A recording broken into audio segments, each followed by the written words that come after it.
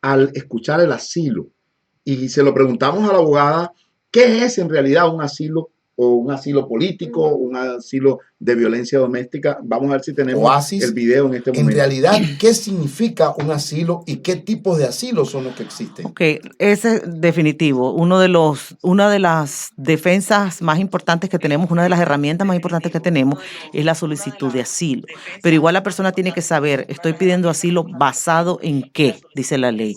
Basado en el aspecto político, por una persecución, basado por raza, género, que cuando vemos, por ejemplo, personas que son homosexuales que no pueden ser libremente, basado por, hay ciertos grupos también ya reconocidos por la ley que hubo, por ejemplo, en la época más vieja, las mujeres por violencia doméstica, por ejemplo, hubo en su momento también, aunque lo han atacado, que lo querían quitar, regresó gracias a Dios. Es decir, es muy complejo. Pero entonces las personas cuando vienen acá y dicen, no, yo pido asilo político, ni siquiera entienden si tienen los elementos para eso. Persecución no es solamente salí a una protesta con una bandera y di 3 gritos. Y perfectamente un juez te va a decir, ¿entiendes? Un juez, hemos visto a jueces decirles a las personas, señora, lo siento mucho que usted haya pasado por eso, pero lo que usted me está diciendo a mí no merita para un asilo político en este país, ni la persecución, ni el nivel de peligrosidad. Ahora, con esto tampoco es que estamos esperando que la persona le peguen un tiro, ¿verdad? Claro. No necesitamos llegar a ese nivel. Sí. Sin embargo, el elemento de persecución es clave y el nexo político, es decir, no solamente porque están en una protesta y tú fuiste ahí, pero si tú nunca has tenido ni siquiera una ideología, si tú ni siquiera hay abogados, cuando estamos en la defensa, por ejemplo, en corte, hay abogados que representan al gobierno, que obviamente es su trabajo, tratar de ver si realmente tienen o no tienen, les hacen las preguntas directamente. Por favor, dígame, para usted, ¿cuáles son sus principios de política? ¿O cuáles son sus principios constitucionales? ¿O cuáles derechos constitucionales usted se sienta que le han violado? Y se quedan como que ni siquiera saben qué derechos constitucionales están violando. Y esto nosotros lo vemos porque podemos, pues a veces nos permiten entrar y ver cómo esas pobres personas no fueron preparadas, ni siquiera las evaluaron bien el caso. Entonces, eso es crucial. Una persona que va a verme a mí, por ejemplo, yo tengo que hacer una evaluación y se lo digo, señor, lo siento mucho, usted no tiene un caso de asilo político. Porque No llena los requisitos. Porque no lo tiene. Entonces, si tratamos de ver otras opciones, qué otras alternativas podemos tener, pero no es solamente meter asilo político. Casualmente, durante la administración de Trump, casualmente por eso se atacó tanto la figura del asilo, porque hay que aceptarlo. Yo, sin meterme en política, tengo que aceptar las cosas.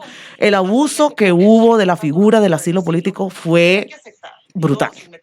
Todo el mundo, llénalo porque tú tienes en 150 días para pedir un permiso de trabajo. Hazlo porque tú no te preocupes que no te van a llamar sino dentro de 5 años. Y vino esa mala cultura de la figura del asilo que, claro, tuvieron que decir, se acabó esto. Por eso ahora está todavía en vigencia una ley que nosotros le llamamos los últimos son los primeros, que significa que los que están metiendo asilo hoy por hoy los están tratando de llamar en 90 días, a más tardar. Hay gente que sí la llaman, hay gente que todavía la hacen esperar, pero en mi caso, que en mi estadística, me están llamando. Pero, por ejemplo, ¿significa algo que te llamen pronto o que si se demoran por llamar? Lo que significa es que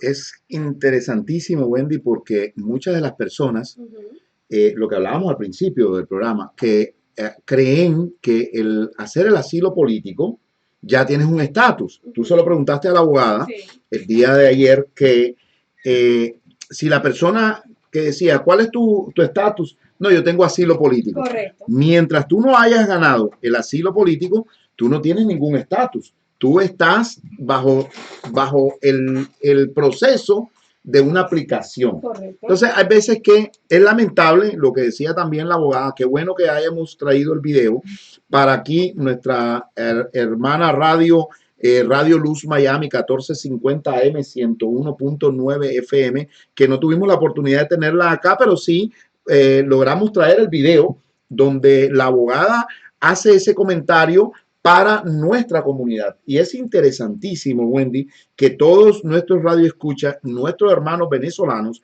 nuestros hermanos nicaragüenses y también hermanos cubanos tengan idea de lo que está pasando a nivel de lo que es inmigración aquí en los Estados Unidos. Y me gustó la parte que ojalá la pudiéramos poner más adelante, donde la doctora, la abogada Noelia Ramos, Giovanni explicó el tema del asilo defensivo y el asilo afirmativo, que a veces que obviamente el defensivo es que ya la persona está en un proceso de deportación, pero precisamente porque no llevó ese asilo afirmativo de una manera correcta. Entonces yo creo que ahí es cuando también tenemos que entender que el afirmativo se puede convertir, el defensivo se puede convertir en afirmativo, y eso también lo hablamos el día de ayer, y es importante tener en cuenta en el momento que vas a elegir la persona que te representa y que te hace tu proceso de asilo. Justamente también habló de que muchísimas personas, Giovanni, decían, bueno, yo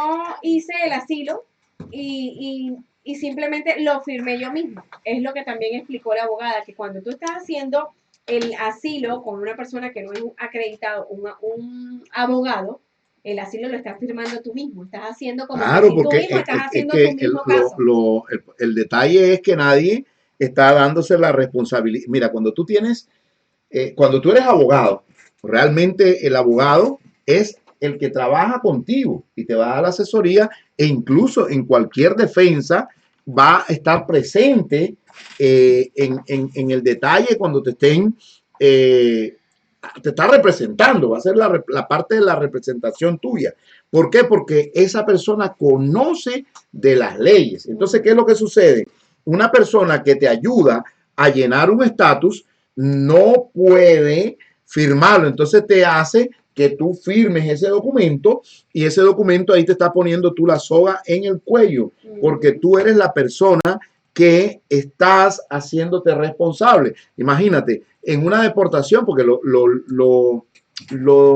crítico de esto es que te van a deportar, desgraciadamente, como dice la abogada, te van a deportar porque no tienes un caso sólido. Sí, o simplemente ¿no? Vas a una entrevista y te refieren a un juez, que es lo mismo. Es correcto. Entonces, esto hay que tener muchísimo cuidado con nuestros hermanos venezolanos, nicaragüenses y cubanos. Que ella hablaba del tema de los cubanos, que encuentras que los cubanos ya no tienen el mismo privilegio que anteriormente lo tenían, que el cubano la mayoría de las veces pisaba tierra norteamericana, Estados Unidos o una parte de Estados Unidos, y automáticamente ya estaba en proceso su residencia, que tenía que pasar un año y un día para que esa persona se legalizara. Entonces, estas cosas de inmigración, Wendy, todos los días están cambiando. Quiero mandarle un saludo a Esther Torres, que feliz año también a Esther, porque desde el año pasado no tenemos